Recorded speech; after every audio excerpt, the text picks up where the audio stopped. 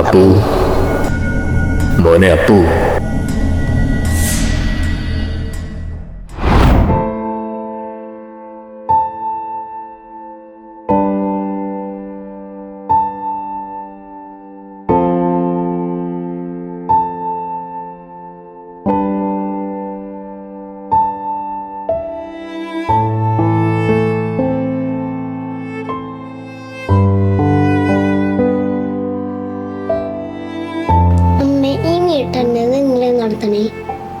അപ്പു, നമ്മുടെ അപ്പാപ്പനെ നമ്മൾ ഇന്നലെ കുഴിച്ചിട്ടില്ലേ?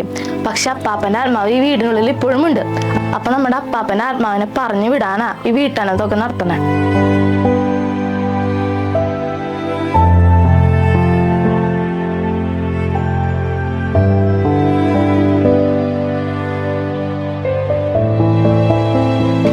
എന്താ എന്റെ കുട്ടിക്ക് പറ്റിയേ?